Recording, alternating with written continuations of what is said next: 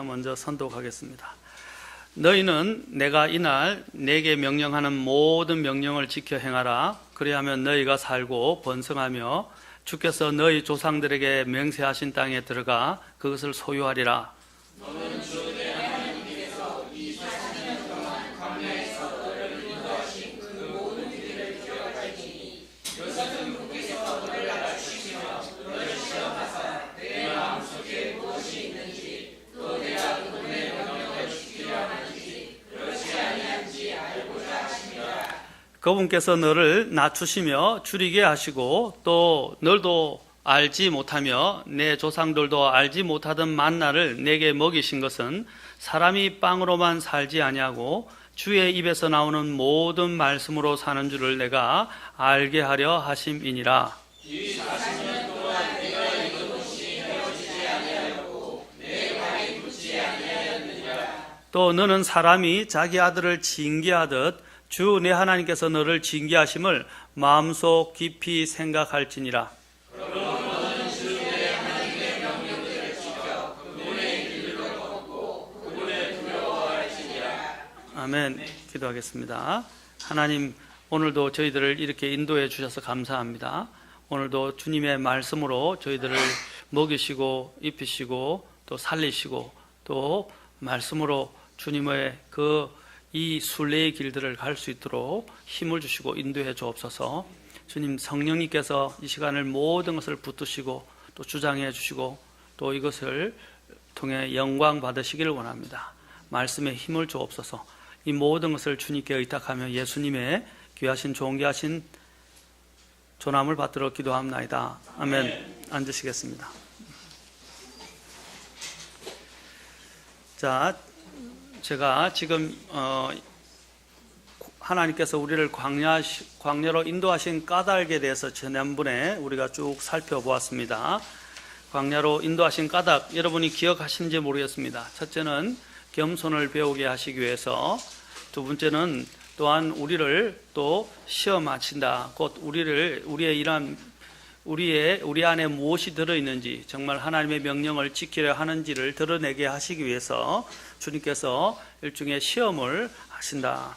세 번째로는 하나님의 말씀을 광야를 통해서 더욱더 말씀을 붙들게 하게 하시려고 이 말씀을 배우게 하시기 위해서 광야를 통과하게 하시고, 네 번째로는 이제 하나님의 징계, 사랑의 징계를 또 배우게 하시기 위해서 배우게 하시려고 인도하신다 했습니다. 자, 오늘은 더 나아가서 하나님께서 우리를 광야로 인도하신 궁극적인 목적에 대해서 보도록 하겠습니다. 하나님께서 우리를 인도하신 광야의 궁극적인 목적에 대해서 보도록 하겠습니다.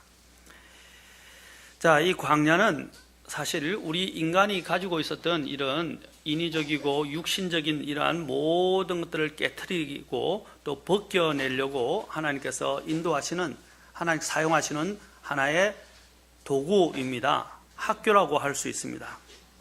그래서 우리는 광야를 통해서 내가 전에 보지 못하던 내 자신 안을 들여다보게 되고, 또 내 자아가 얼마나 하나님 앞에서 끔찍한 자인지, 부족한 자인지, 또 연약한 자인지, 또 내가 하나님을 얼마나 필요로 하는지를 알게 하시고, 인생의 근본적인 그 근원이 어디서부터 출발해야 하는지를 깨닫게 하시기 위해서입니다. 그리고 더욱더 하나님을 신뢰하도록 만들어주는 것입니다. 우리는 광야는 얼마나 배고프고 무섭고 춥고 외로운 것입니까? 바로 그것을 통해서 바로 이 모든 것들을 공급하시고 우리가 유일하게 신뢰할 수 있는 하나님을 바라보도록 하기 위해서 광야로 인도하는 것입니다. 자, 그러면 오늘 하나님께서 이 광야를 통해서 궁극적으로 하나님께서 목적으로 하시는 것이 무엇인가? 첫째, 하나님께서는 주 하나님을 기억하라라는 것입니다. 주 하나님을 기억하라. 오늘 본문에 보면 주 하나님을 기억하라라는 말이 이제 6절에 여러분 이제 나옵니다. 자, 6절부터 시작해서 이제 우리가 8장에서 계속해서 가르치고 있는 바가 바로 주 하나님을 기억하라라는 것입니다. 죄송합니다. 6절은 나중에 두 번째 하나님을 두려워하는 것과 관련해서 이야기하게 될 것입니다. 먼저 주 하나님을 기억하라. 우리가 원수는 물에 새기고 은혜는 돌에 새겨라 라는 옛말이 있습니다. 자, 참 우리가 누구를 사랑하고 누구를 미워한다는 것은 참 가깝기도 하지만 멀기도 사이인 듯 합니다. 어느 친한 두 친구가 사막으로 여행을 하게 되었습니다. 하지만 두 친구는 여행 중에 사소한 문제로 말다툼을 하게 되었고, 한 친구가 다른 친구의 그냥 뺨을 때리고 말았습니다. 뺨을 맞은 친구는 아무 말도 하지 않고 모래 위에 글을 적었습니다. 오늘 나의 가장 친한 친구가 내 뺨을 때렸다. 그들은 이제 오아시스가 나올 때까지 말없이 그냥 걸어갔습니다. 마침내 오아시스에 도착한 두 친구는 그곳에서 잠시 쉬었다가 가기로 결정을 했습니다. 그런데 뺨을 맞았던 그 친구가 오아시스 근처 늪에 빠져서 허우적거리게 되자 뺨을 때렸던 친구가 달려가서 그를 구해 주었습니다. 늪에서 빠져나온 친구는 이번에는 돌에다가 글을 이렇게 새겼습니다. 오늘 내 가장 친한 친구가 내 생명을 구해 주었다. 그 친구를 때렸고, 또한 그 구해준 친구가 의아해서 때렸고 구해준 친구가 의아해서 그 친구에게 물었습니다. 내가 너를 때렸을 때는 모래에다 적었는데 왜 너를 구해준 후에는 돌에다 적었니? 그러자 친구가 대답했습니다. 누군가가 우리를 괴롭혔을 때는 모래에 그 사실을 적어야 한다네. 그래야 용서의 바람이 불어와 지워버릴 수 있으니까. 그리고 누군가가 우리에게 좋은 일을 했을 때는 그 사실을 돌에 새겨야 하네. 그래야 바람이 불어와도 지워지지 않을 테니까. 여러분, 오히려 우리가 살다 보면 오히려 이런 경우가 거꾸로 되는 경우가 너무 많아요. 우리는 살면서 기억해야 할 것과 잊어버려야 할 것이 너무나도 많습니다. 우리 그런데 과거를 돌아보면 우리에게 아픈 기억들과 또 좋은 추억들도 많이 있을 것입니다. 우리가 그것을 서로 교차된 게 만감이 교차한다라고 이야기합니다. 그럴 때 우리에게 자꾸 우리를 더 도드라지게 힘들게 하는 것들이 이 아픈 기억들입니다. 그러나 감사한 것들이 많고 또 즐겁고 행복했던 나날들도 많이 있는데도 불구하고 우리는 아픈 기억들을 너무 오래 새긴다는 것입니다. 지나고 보니 원수를 물에 새겨서 바로 잊어버리는 것처럼 진정 우리가 마음 편한 일은 없을 것입니다. 그런데도 우리가 오히려 삶을 살아가면서는 원수들을 돌에 새기듯 새기고 은혜는 물에 새기듯 새기면서 그냥 다 금방 물거품처럼 없어져 버린다는 것입니다. 오늘 제가 여기서 말씀드리고자 하는 것은 우리가 하나님을 기억하는 것도 이와 같다는 것입니다. 하나님을 오늘 기억하라고 분명하게 여기서 2절, 11절, 14절, 18절에서 이야기하고 있습니다. 2절에서 보십시오. 2절에서 보면 뭐라고 그랬습니까? 너는 주 하나님께서 이 40년 동안 광야에서 너를 인도하신 그 모든 길을 기억하라. 아까도 이야기했지만 하나님이 우리를 이렇게 인도하셨던, 놀라웠게 인도하셨던, 특히 40년 동안 기적적으로 인도하셨던 그 사실을 이 이스라엘 백성들이 잊어버리고 살고 있다는 것입니다. 그들이 가나안에 들어가서도 가장 큰 문제가 뭐냐면 이 하나님의 은혜를, 이 하나님의 인도하심을, 이 하나님의 모든 그 공급하심을, 또 이 하나님께서 인도해 주신 그 모든 길들을 잊어버렸다는 사실입니다. 첫째, 우리가 하나님께서는 나중에 뒤에 보면 11절도 보십시오. 11절에는 또 이 신명기에 보면 놀라운 말씀들이 나오는데 그 중에서 기억하라, 잊지 말라 라는 두 단어가 계속해서 교차되면서 반복해서 나오고 있다는 사실입니다. 잊지 말라, 그죠? 잊지 말라는 말과 forget not, 그 다음에 remember, 기억하라 라는 이 두 용어가 계속 교차해서 강조되고 있다는 사실입니다. 여기 특히 11절도 가서 보겠습니다. 11절에도 보면 너는 내가 이날 내게 명령하는 그분의 명령과 판단의 법도와 법규를 지키지 아니하므로 주 내 하나님을 잊어버리지 아니하도록 조심할지니라. 잊어버리지 않도록 조심하라. 또 14절에도 보면 내 마음이 교만하여 너가 주 내 하나님을 잊어버릴까 염려하노라. 주님께서 지금 잊어버릴까 염려한다고 두 번이나 지금 말씀하고 계시죠. 또 18절에서도 말합니다. 오직 너는 주 내 하나님을 기억하라. 아까 2절에서는 주 하나님께서 인도하신 그 모든 길을 기억하라. 그렇죠? 오늘 또 여기서는 주 하나님을 기억하라. 자, 하나님은 어떤 분이신가 이 말입니다. 또 광야 생활을 기반으로 해서 하나님께서 말씀해 주시는데 뭐라고 말씀하죠? 18절 보시면 내게 재물 얻을 능력을 주시는 분이 그분이시니 이것은 그분께서 내 조상들에게 맹세하신 자신의 언약을 이날과 같이 굳게 세우려 하심이라. 자, 19절에서도 주님이 또한 강조하시는 것 중에 하나가 내가 만일 주 하나님을 완전히 잊어버리고 다른 신들을 따라 걸으며 그들을 섬기고 그들에게 경배하면 내가 이날 너희에게 증언하노니 너희가 반드시 멸망할 것이니라. 하나님을 잊어버리지 말라 이 말입니다.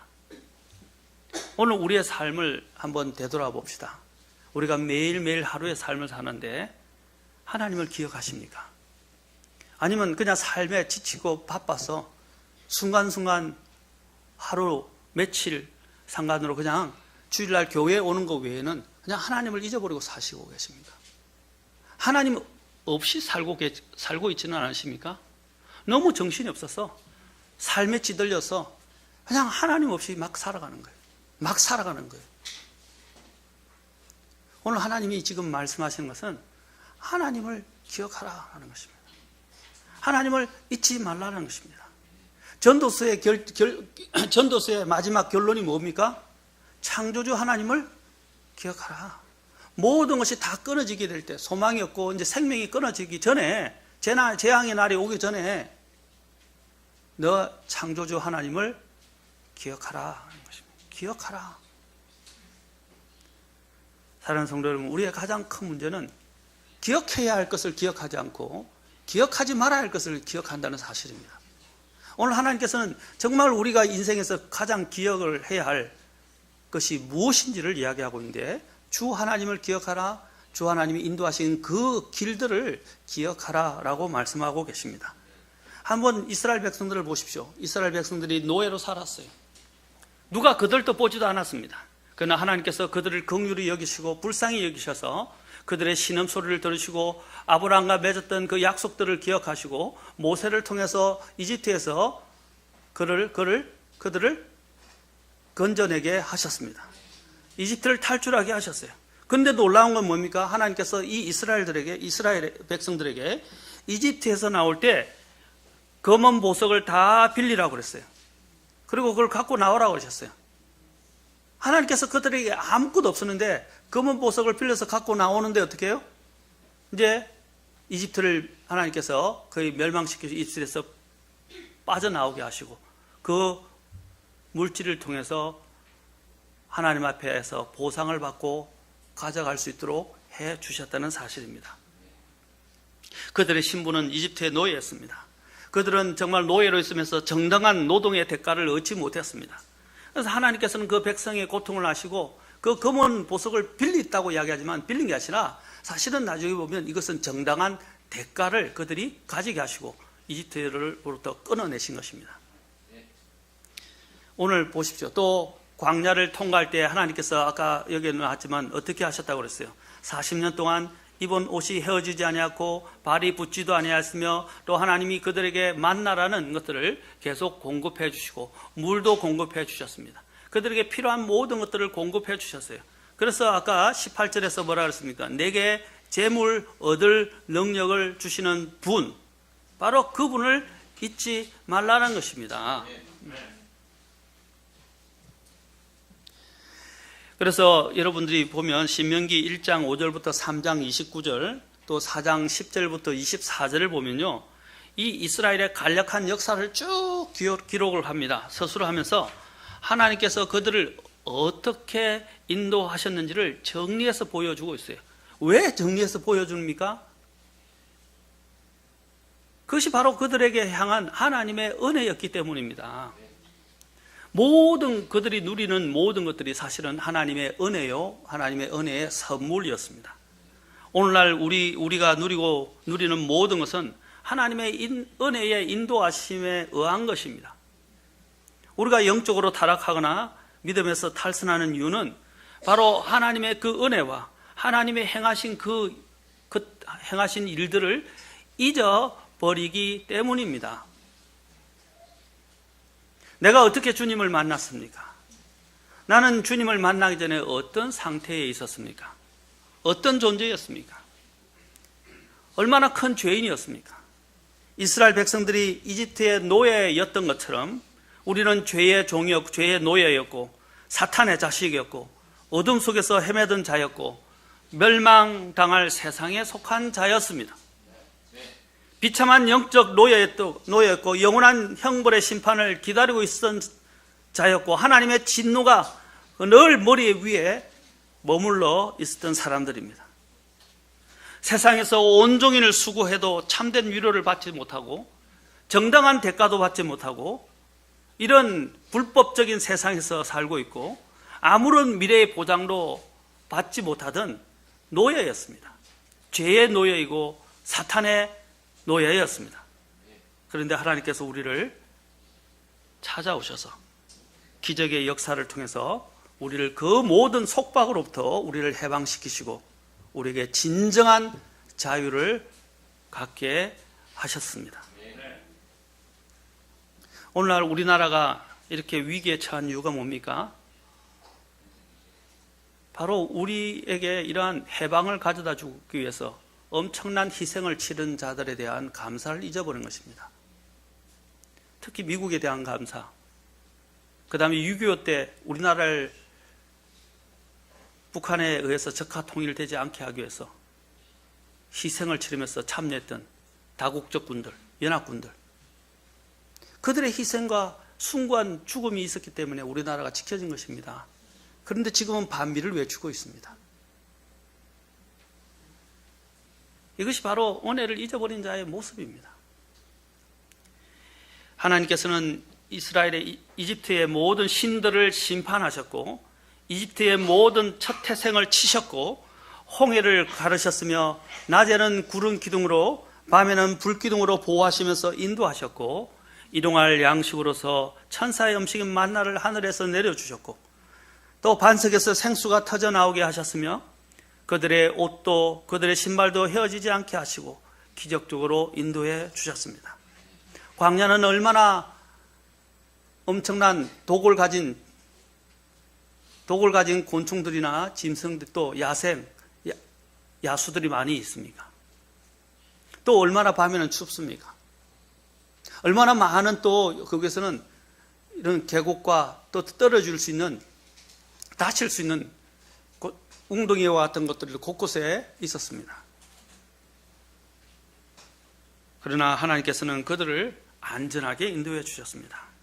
엄청난 기적들과 역사들을 그들은 목격하였고 경험했음에도 불구하고 현실에 약간의 어려움이 닥치고 정욕적인 마음속에 약간의 탐욕이 생기기 시작하면 어김없이 그들은 하나님이 어떤 분이신지 지금까지 그들을 어떻게 인도하셨는지를 잊어버리고 불평과 원망과 불신에 빠져서 그들을 사랑과 기적으로 인도해 주신 하나님을 대적하였습니다.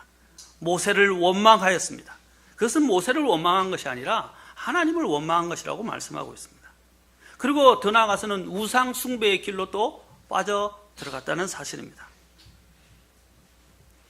오늘 여기서 보면 주님께서 이러한 이스라엘 백성들에게 당부하고 있는 것이 있습니다. 광야 생활을 통해서 주님께서 이것만은 너희들이 꼭 반드시 기억해야 한다라고 말씀하신 것입니다. 바로 주 하나님을 기억하고 그 광야에서 그들을 인도하여 주신 하나님 그 길을 기억하라는 것입니다. 오늘 여기에 신명기 보면 계속해서 여러분 다른 곳은 안 보더라도 몇 구절만 보도록 하겠습니다. 신명기 보면 계속해서 신명기 4장 9절에서도 말합니다. 오직 너는 스스로 조심하며 힘써 내 혼을 지키라. 내 눈이 본 일을 내가 잊어버릴까 염려하노라. 내 평생 동안 그 일들이 내 마음에서 떠날까 염려하노라. 오직 그 일들을 내 아들들과 내 손자들에게 가르치라. 신명기 또 4장 23절에 봐도 또 똑같은 말씀하십니다. 너희는 스스로 조심하라. 계속 조심하라라고 또 이야기합니다. 뭘 조심하라는 거예요? 너희가 주 너희 하나님께서 너희와 맺은 그분의 언약을 잊어버리고 너희를 위해 주 내 하나님께서 내게 금하신 새긴 형상이나 어떤 것의 모습을 만들까 염려하노라. 5장 15절로 가면 또 기억하라. 너가 이집트 땅에서 종이었을 때에 주 내 하나님이 강한 손과 뻗은 팔로 너를 거기서 데리고 나왔나니. 또 6장 12절에 보면 또 뭐라고 그랬어요? 너는 조심하여, 계속 조심하라고 또 이야기합니다. 아까 잊지 말라, 기억하라 라고 이야기하시면서 또 조심하라고 합니다. 뭘 조심하느냐? 너를 이집트 땅 속박의 집에서 데리고 나오신 주를 잊지 않도록 조심하라 라는 것입니다. 우리가 그러죠. 아이들을 학교 갈 때 엄마들이 늘 하는 게 있죠. 오늘 안전 조심하고 길 조심, 그렇죠? 차 조심, 뭐 조심해라. 또 우리 애들이 저는 저녁에 갈 때나 어디 갈 때나 항상 컸는데도 제가 그렇게 합니다. 야, 너희들이 너무너무 이뻐서 누가 납치해 가면 어떡해. 그러니까 조심해. 어떤 사람이 친절하게 되어서 너 옆에 가까이 다가와서 물을 때도 조심해.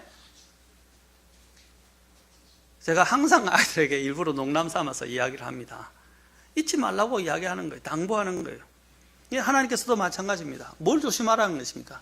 하나님을 잊는 것을 하지 않도록, 잊지 않도록 조심하라 라는 것입니다. 또 7장 18절에서도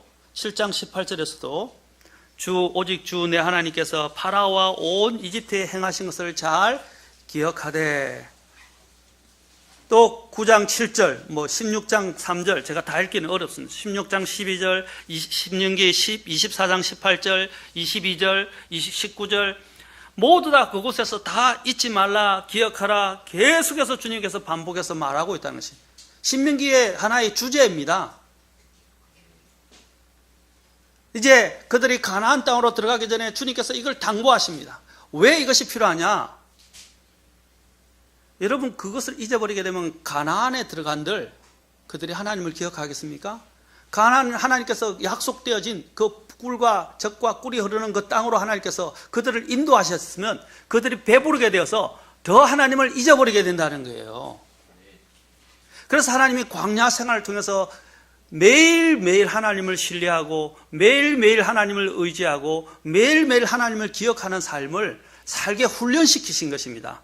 오늘 저와 여러분을 하나님이 여러분 광야라는 삶으로 인도하신 이유가 뭡니까? 오늘 여러분들에게 이런 어려움이 닥쳐오고 메마르고 척박한 것을 마치 걸어가는 것 같은 그런 이런 현실 가운데 있을 때에 여러분들이 기억해야 하는 건 뭡니까? 이런 생활 가운데서 매일매일 나는 하나님을 의지하지 않고서는 살 수가 없고 매일매일 하나님께로부터 도움을 구하지 않고서는 살 수가 없다는 것을 주님이 배우게 하시는 거예요. 사람이 빵으로만 살 것이 아니요 라고 말씀하셨어요. 오직 하나님 입에서 나오는 모든 말씀으로 살 것이니라. 여러분, 우리가 요즘은 너무 먹고 살기 바쁘고 분주하다라는 것 때문에 하나님을 너무나 많이 잊고 살고 있다는 사실입니다.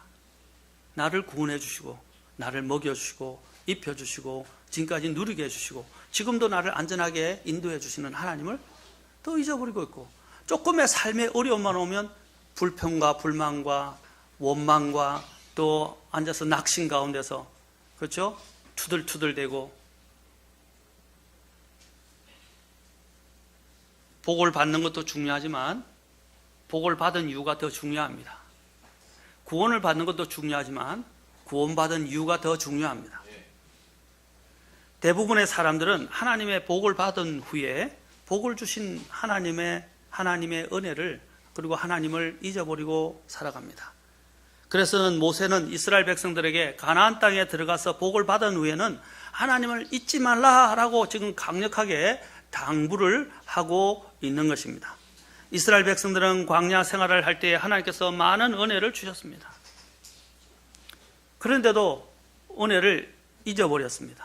그렇다면 그들이 적과 꿀이 흐르는 그곳으로 들어갈 때 복이 정말 하나님이 복의 복을 주신 그 약속된 가나안으로 그들을 인도하셨을 때 그곳에서는 정말로 먹고 그렇죠? 실컷 먹고 실컷 맛있는 거 먹고 배부를 수 있어요.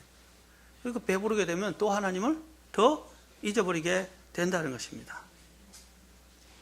그래서 아까 나왔잖아요. 주님께서 재물을 얻을 능력을 주셨고 그들에게 또한 재물을 얻었다 할지라도 결국에는 또 하나님을 잊어버리게 될 것을 주님은 염려하신 것입니다. 우리가 이 땅에서 사는 동안 항상 잊지 말고 기억해야 할 것들이 있습니다. 이와 반대로 속히 잊어버려야 할 것들이 있습니다. 우리는 사람들이 거꾸로 기억해야 할 것은 곧잘 잊어버리고 속히 잊어버리는 것들은 기억 속에서 지우지 못하여 평생 불행하게 살아가는 사람들이 많이 있다는 것입니다. 기억해야 할 것을 기억하지 못하면 나도 모르는 사이에 어려움과 슬픔이 내 삶에 찾아오기 시작하고 불평과 불만과 원망이 들어오기 시작합니다. 열왕기상 2장에 보면 베냐민 지파의 시므이가 있는데 다윗 왕이 압살롬의 반역으로 도망갈 때에 저주를 했다가 다윗 왕이 나중에 왕권을 회복하게 됩니다. 그런데 돌아올 때 다윗 왕이 그 시므이를 저주한 시므이를 용서해 주었어요. 용서해 주면서 뭐라고 그랬습니까? 조건을 주었어요. 예루살렘 그 안에만 있다면 긍휼로 너를 살려주겠다. 그러나 예루살렘 밖으로 떠나는 그 순간에는 죽임을 당하고 말 것이다.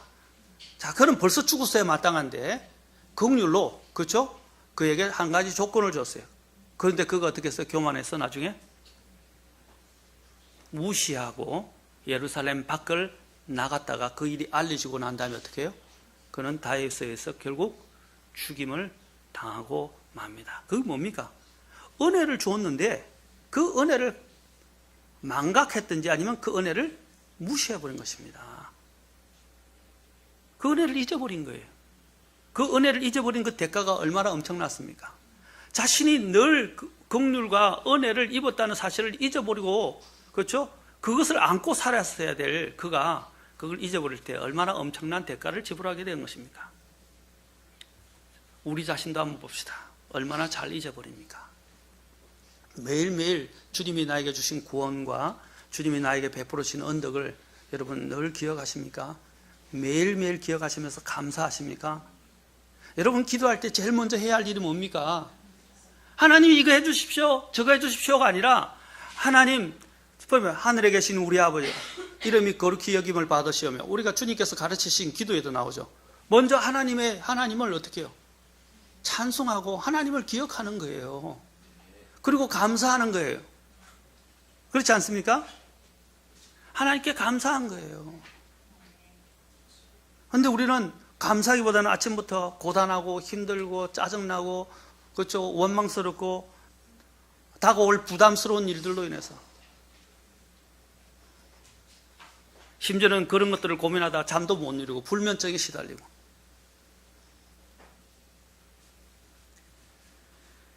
우리는 은혜와 같은 좋은 것은 금방 잊어버리고 내게 어려웠던 것, 안 좋았던 것들 또 상처 입었던 것들 나빴던 것들 그런 것들은 오래 기억하는 성향이 있다는 것입니다. 아까 제가 그 예화를 든 이유가 그겁니다.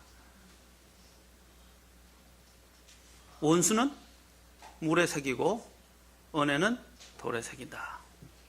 그런데 오늘날 대부분의 사람들은 그걸 거꾸로 헤아리고 있다는 것입니다. 그래서 아까 그 예화 때문에 어떤 사람은 원수는 모래에 새기고 은혜는 돌에 새기라 하는 말까지 나왔어요. 사랑하는 성도 여러분, 모래에 새기듯이 여러분의 아픔과 어려움들은 십자가 아래 그냥 다 묻어버리십시오. 마치 야곱이 상수리 나무 아래에다가 그렇죠? 세겜의 상수리 나무 아래에서 자신의 모든 과거와 관련된 모든 우상들을 다 묻어버렸잖아요. 과거를 다 묻어버린 거예요. 그리고 어디로 갔습니까? 베델을 향해서 갔습니다. 바로 하나님의 집, 하나님이 계신 곳으로 그는 향해 갔던 것입니다. 사랑하는 성도 여러분, 과거에 여러분이 가지고 있었던 그 안 좋은 것들을 가지고 여러분이 살아가지 마시고 그걸 다 주님 안에서 내려놓으십시오. 그리고 하나님을 늘 기억하십시오. 하나님이 어떤 분이신지를 기억하십시오. 하나님이 얼마나 많이 나를 선대하시고 인도하셨는지, 긍휼을 베풀어 주셨는지. 나는 1000만 번 죽어도 마땅한 죄인이었는데 주님은 매일 나를 용서하시고 내가 회개하면 용서하시고 받아주시는 분이십니다. 또 죄에 따라서 나를 대우하지 아니하시는 분이십니다.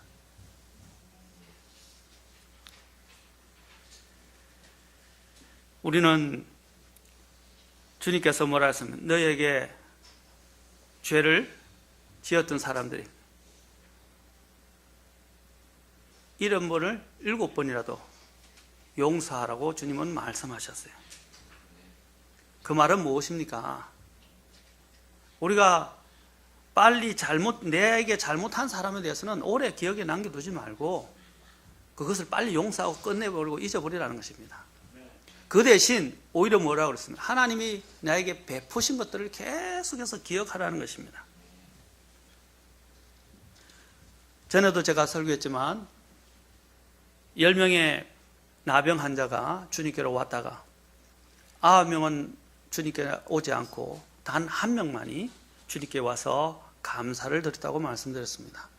그 감사를 드린 사람은 또 유대인이 아니고 이방인이었습니다. 사랑하는 성도 여러분, 얼마나 우리가 악한 것, 내게 힘들었던 것들, 상처가 되는 것들, 나에게 잘못한 것들은 오래 새기고 기억하면서 하나님이 나에게 베풀어 주신 또 누가 나에게 베풀어 줬던 그 감사한 일들은 얼마나 오랫동안 잊어버리고 있습니까? 얼마나 또 속히 잊어버립니까? 바울이 엄청난 핍박과 고난과 생명의 위협과 질병 속에서 아시아와 유럽 지역에 복음을 선포하고 교회를 세웠고 진리를 가지고 그들을 양육하였지만 바울에게 감사한 사람은 소수였습니다. 마지막까지 처형 전에 감옥에 갇힌 바울과 함께한 사람들은 소수였습니다. 사도 바울이 뭐라고 말했습니까? 나와 함께 있던 모든 자들이 그들이 나를 떠났다, 버렸다고 말했습니다. 지금 누가가 나와 함께 있다고 말했습니다. 마가를 내게 데리고 오라고 디모데에게 말했습니다. 곧 바로 바울 주변에 소수의 사람만이 남았다는 거예요. 이것이 인간 세상의 인간살이의 모습입니다. 정말 감사하지 못하고 감사의 대가도 지불 받지 못하면서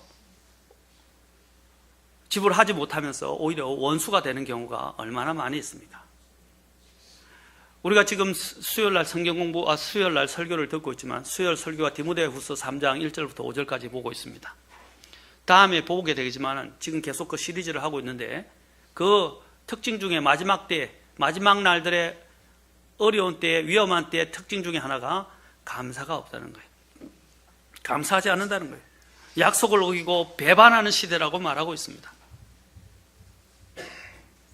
자, 두 번째로 주님께서 또 강야로 인도하신 목적은 6절에 그분의 명령을 지켜 그분의 길로 걷고 그분을 두려워하라라는 것입니다. 자, 주님의 명령을 지키고 그분의 길로 걷고 그분을 두려워하라. 저는 이 두려워하라에 초점을 맞추고 싶습니다. 두려워하라.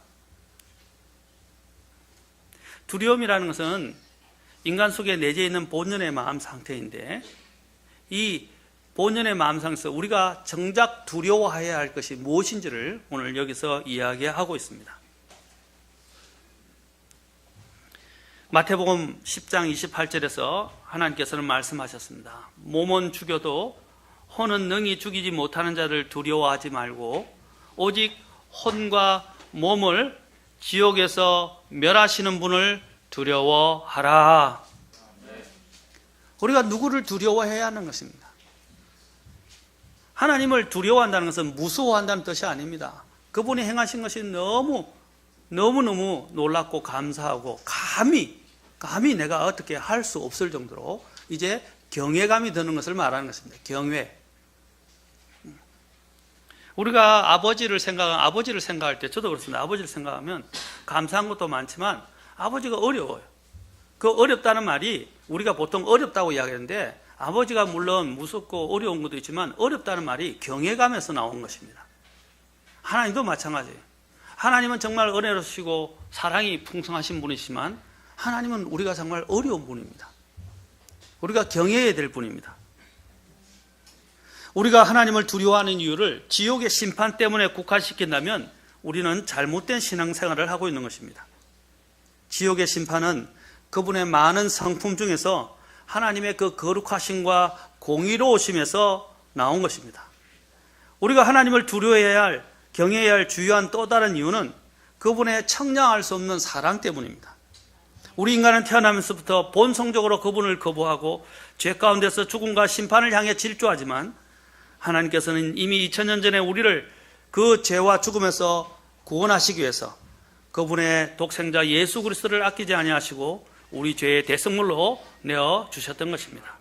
그분의 위대하신 갈보리의 사랑에 우리의 혼은 그것을 볼 때 찔림을 받는 것입니다. 내가 죽어야 할 그 죽음의 자리에 예수님께서 십자가에서 죽으셨구나. 내가 받아야 할 그 지옥의 고통을 대신해서 예수님께서 채찍을 맞으시고 가시에 찔리시고 십자가에 못 박혀서 피를 흘리셨구나. 그분의 상처를 볼 때마다 바로 내가 그런 심판을 받았어야 되는데, 그 고통을 받았어야 되는데 주님께서 받으셨구나 라는 것을 보게 되는 겁니다. 그럴 때 내 마음속에는 뭐가 떠오르게 됩니까? 너무너무 감사한 겁니다. 나 같은 죄인을 위해서, 죽어마땅한 죄인을 구원하시려고 주님이 대신 이 엄청난 대가를 지불하셨다는 사실입니다. 우리는 그분의 사랑을 알고 그분의 은혜를 알게 될 때 그 사랑 앞에 무릎을 꿇게 되고 예수 그리스도를 나의 구원자와 주님으로 모시게 됩니다. 그렇게 됨으로써 하나님이 주시고자 하는 그 영원한 자유와 영원한 죄 용서함을 받게 됩니다. 영원한 생명을 얻게 됩니다. 그래서 하나님은 더 이상 그냥 심판을 내리시는 그런 무서운 분이 아니라 정말로 존경하고 정말로 사랑하고 정말로 어떻게 할 수 없을 정도로 그 경외감이 내 마음 안에서부터 우러나게 되는 것입니다. 이 경외라는 단어는 곧 항상 아버지에게서 느낄 수 있는 단어입니다. 인간이 인생을 배우는 데 있어서 첫 시작은 바로 주를 경외하는 것에서부터 출발하는 것입니다. 모든 것을 우리가 알아가고 모든 것을 얻게 되는 그 지혜의 원천은 바로 그분을 아는 데서부터 그분을 두려워하기 시작하는 데서부터 시작된다고 말하고 있습니다. 그래서 잠언이 기록된 목적을 뭐라고 그랬습니까? 주를 두려워하는 것이 지식의 시작이다. 주를 두려워하는 것이 지혜의 시작이다 라고 말하고 있는 것입니다. 하나님께서 아브라함을 왜 칭찬하신지 아십니까? 아브라함의 믿음 때문에 그를 어렵다고 칭하시고 그를 칭찬하셨지만 아브라함이 그의 믿음을 어떻게 증명했습니까? 그의 믿음을 자신의 유일한 아들 이삭을 하나님께 제물로 바침으로써 희생제로 바치면서 하나님께서 그를 기억하시고 그의 믿음을 칭찬하셨는데, 하나님이 그의 믿음을 칭찬하시면서 하신 말씀이 뭔지 아십니까?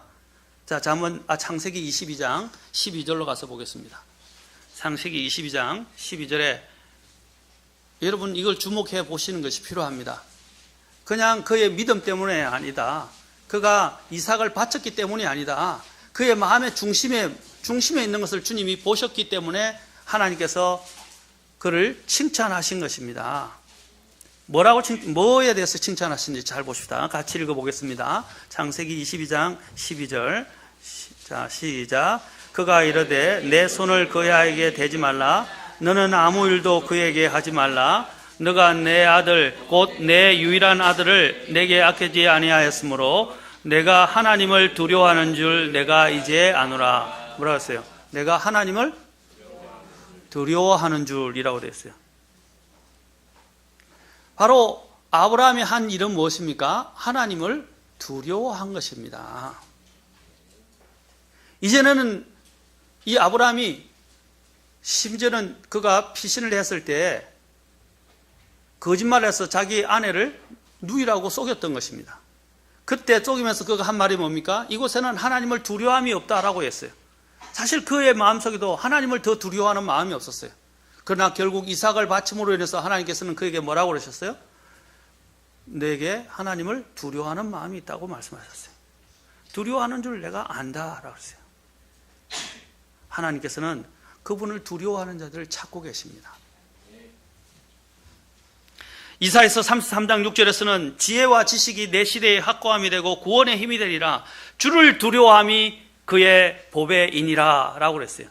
주를 두려워하는 것이 그의 보배다 라고 말했어요. 잠언 14장 27절에서는 주를 두려워하는 것은 생명샘이라 사망의 올무들에서 벗어나게 하느니라. 여러분, 주님을 두려워하는 것이 우리의 신앙의 전부가 되어야 됩니다. 그래서 사도 바울이 뭐라 그랬습니까? 빌립보 교회에서 두렵과 떨림으로 너의 구원을 두려움과 떨림으로 너의 구원을 킹제임스 성경에는 work out이라고 합니다. 우리가 요즘 work out이라는 말을 많이 씁니다. 이 직역하면서 보면 work out이란 뭐냐면 이것이 역사하고 일을 해서 결국에는 밖으로 그 일하는 것들이 드러나는 것입니다. 자, 어떻게 드러난다고 그랬어요? 두려움과 떨림 속에서. 그렇죠? 내 구원이 밖으로 드러나게 된다는 것입니다. 그 구원이 역사에서 밖으로 드러난다는 거예요. 오늘 저와 여러분이 진정 구원받고 하나님을 정말 두려워하는 사람이라면 내가 구원받은 이후의 삶을 통해서 하나님 앞에서 내가 진정 구원받은 사람인지를 드러내게 되는 거예요. 내가 만약에 구원받았다고 하면서 아직도 변화가 없고 진전도 없고 세상 사람들과 똑같은 삶을 살고 있다면 내 구원을 의심해 보아야 됩니다. 구원은 머리로 하는 게 아니에요. 구원은 입술의 고백으로만 끝나는 게 아니에요. 구원은 삶을 통해서 변화가 일어나게 되어 있는 거예요. 하나님의 생명이 들어간 사람은 변화될 수밖에 없어요. 변화되지 않는다면 고장난 거거나 문제가 생긴 거예요. 정말 내가 구원받았느냐? 오늘 여기서 내 두려움과 떨림으로 내 구원이 드러나게 하라. 일하여 드러나게 하라. 하나님을 두려워하는 것이 우리를 더 올바른 길로, 더 순수하고 깨끗한 길로 인도합니다. 시편 19편 9절에서는 주의 두려움은 깨끗하여 영원토록 지속되고 라고 그랬어요. 주의 두려움은 깨끗하여 영원토록 지속된다고 그랬어요. 주님의 두려움은 우리를 더욱더 근신하게 하고 더욱더 주님 앞에 회개하게 하고 더욱더 순수하게 하고 더욱더 거룩하게 되도록 만들어줍니다.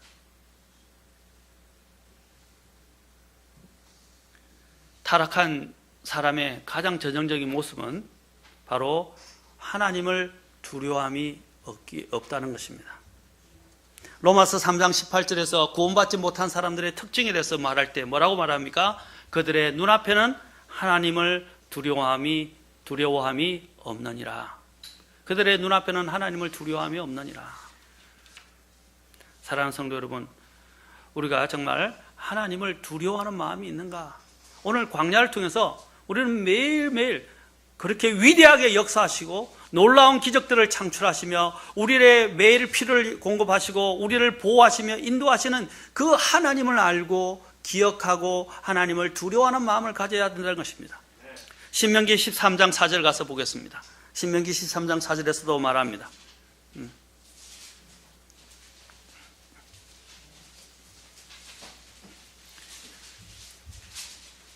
너희는 주 너희 하나님을 따라 걸으며 그분을 두려워하고 그분의 명령을 지키며 그분의 음성에 순종하고 그분을 섬기며 그분을 굳게 붙들고. 그분을 두려워하고. 우리 많은 그리스도인들이 하나님의 두려우심을 깊이 인식하지 않으려고 합니다. 그것을 그냥 대수롭지 않게 여기고 소홀하게 여기고 있는지도 모릅니다. 하나님을 경외하는, 하나님을 두려워하고 경외함이 결핍된 그리스도인들은 타락의 길을 걸 수밖에 없어요. 세상과 결탁하게 되고 세상에 취한 세속된 모습을 양산하게 되고 나아가 죄를 범하게 되고 죄 가운데 거하면서 세상과 간음하게 되고 더 이상 큰 양심의 가책도 받지 못하게 됩니다. 그 이유는 그들 자신이 섬기는 하나님은 그들의 의식 속에서 어떤 일이든 비록 그것이 죄되고 잘못된 일이라 할지라도 언제든지 그들을 영접하고 무조건 용납해 주시는 나약한 동정심이 철철 넘치는 하나님으로 그들의 생각 속에 자리 잡고 있기 때문입니다. 그들이 그러한 삶을 사는 이유 중 하나는 그들이 그리스도 안에 있는 새 생명으로 거듭나지 않은 채 교회만 다니는 종교인일 수 있습니다. 왜냐하면 주님 안에서 다시 태어난 사람은 똑같은 죄 가운데서 계속해서 반복해서 그 속에 살 수가 없기 때문입니다. 살 수 없어요. 제가 지난 수요일 날 얘기했지만 고린도서에 보면 뭐라고 그랬어요? 이전에 너희가 그런 자들이 탐욕과 관련해서 고린도 교회에 대해서 이야기인데 이전에는 너희에게 그런 자들이 있었지만 이제는 이라고 말하고 있어요. 이전에는 그런 사람들이 있었다 이 말이에요. 그러나 지금은 너희가 주 예수를 통해서 거룩하고 깨끗이 씻음을 받았다고 말하고 있습니다. 여러분, 우리가 죄를 지을 수 있어요. 그러나 그 죄를 짓고 죄에 대한 마음, 찔림이 없고 찔림이 자꾸 약해지고 똑같은 죄를 계속해서 반복하며 살고 있다? 하는 문제가 있는 거예요. 왜냐하면 우리는 죄 가운데서 계속해서 그 똑같은 죄 가운데서 반복하시면서 살 수 없어요. 아까 얘기했죠. 하나님의 은혜가 풍성하니까 죄를 지으면 은혜가 더 풍성해질 것이라고 생각하는 그 논리를 가지고 있는 사람들이 있어요. 그게 로마서 6장이 기록된 이유가 거기에 있어요. 로마서 6장 1절에서 말했습니다. 은혜를 더 풍성하게 하려고 죄 가운데 거하겠느냐? 내가 구원받았고 은혜 안에 거했다고 죄 가운데 계속 거할 수 없다는 것입니다. 그래서 사도 베드로가 제가 이제 마지막으로 정리하는데 사도 베드로가 경고합니다. 그들이 의의 길을 안 뒤에 자기들에게 전달된 거룩한 명령에서 돌아서는 것보다 차라리 그것을 알지 못한 것이 그들에게 더 나았으리라. 그러나 걔는 자기가 토한 것으로 되돌아가고 돼지는 씻긴 돼지입니다. 씻긴 돼지는 진창 속에서 뒹군다 하는 참된 잠언에 따라 그 일이 그들에게 일어났도다. 여러분, 개가 지금은 토한 걸 안 먹는 이유가 뭔지 아십니까? 훈련되었기 때문입니다. 그렇게 교육을 받았기 때문이에요. 훈련시키면 훈련된 대로 따르게 돼 있어요. 그런데 훈련되지 않은 그 개들의 본성은 뭡니까? 아까 얘기했죠. 자기가 토했던 것을 먹어요. 저도 어릴 때 그냥 처음에 개를 키웠는데 그 개가 두 가지를 보고 제가 놀래버렸어요. 자기가 토했는데 나중에 가서 그걸 먹더라고요. 진짜 봤어요. 심지어는 자기가 다른 개가 했던 똥까지 가서 똥까지 먹더라고요. 그러니까 훈련을 시키니까 이제 그거는 먹으면 안 된다고 먹지 않는 것이죠. 돼지도 마찬가지입니다. 시켜놨지만 돼지를 훈련을 시키지 않으면 어떻게 해요? 그 돼지는 이전에 있던 그 진창 속에 가서 또 뒹굴게 되는 거예요. 그래서 스코필드 박사는 경외라는 정의를 죄를 미워하는 경건한 믿음이라고 이야기까지 했습니다. 죄를 미워하는 경건한 믿음. 그래서 경외라는 것은 거룩한 두려움이고 죄를 미워하는 경건한 믿음이라는 것입니다. 사랑하는 성도 여러분, 우리가 광야를 통과하게 되면서 하나님이 우리에게 요구하신 것은 두 가지입니다. 아까 뭡니까? 주 하나님을 기억하라.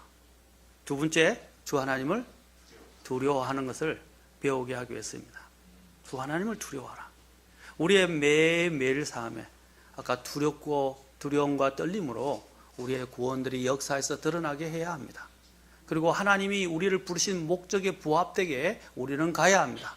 여러분, 이 광야 생활은 우리에게 오히려 복된 길이에요. 다음에 제가 기회가 되면 바로 이 광야 생활의 유익에 대해서 보게 될 것이지만 이 광야 생활의 유익점 중에 하나가 뭡니까?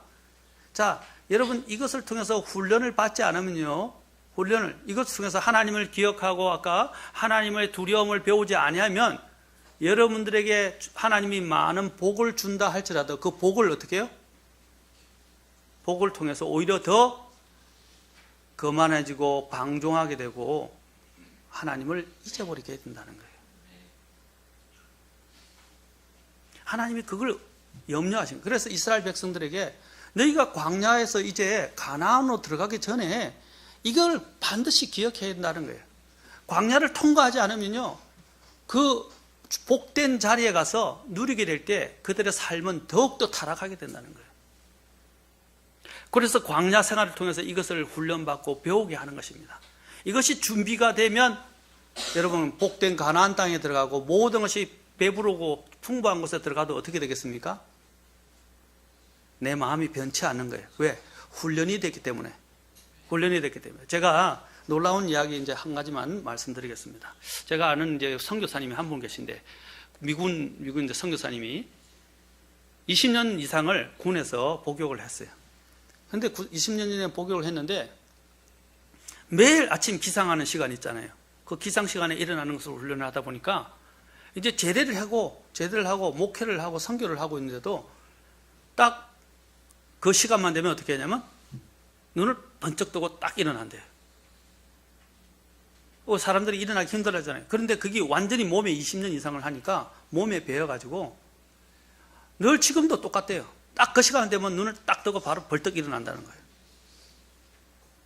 자, 어떤 훈련입니까? 이제는 세상에 익숙해서 늦잠도 자고 하는 게 아니라 잠을 적게 자든 많이 자든 상관없이 딱딱 일어나서 생활을 하게 된다는 거예요. 성실하게. 그게 뭡니까? 바로 훈련되었다는 사실입니다. 하나님께서 광야를 통해서 저와 여러분을 그렇게 훈련하기를 원한 거예요. 자, 무엇을 훈련하기를 원하십니까? 하나님을 기억하는 것. 그 다음에 또한 하나님을 두려워하는 것. 그것을 통해서 여러분들이 하나님이 이제 복을 내려주시잖아요. 복을 풍성하게 내려주더라도 어떻게 해요? 그 복에 의해서 여러분들이 하나님을 잊어버리지 않게 된다는 것입니다. 그 복 가운데서도 하나님을 두려워하는 법을 잊어버리지 않는다는 것입니다. 그래서 하나님을 하나님에게 높이고 하나님을 바르게 섬길 수 있는 사람들이 될 수 있다는 것입니다. 오늘 여러분들이 지금 광야를 통과하고 있습니까? 여러분 광야에서 불평하지 마시고 하나님의 그 은혜, 하나님이 나에게 베푸신 것들, 또 하나님이 어떤 분이신가를 여러분이 기억하시기 바랍니다. 하나님은 정말 사랑이 넘치는 분이십니다. 하나님은 우리에게 선을 베풀기 위해서 우리를 인도하신 것입니다. 기도하시겠습니다.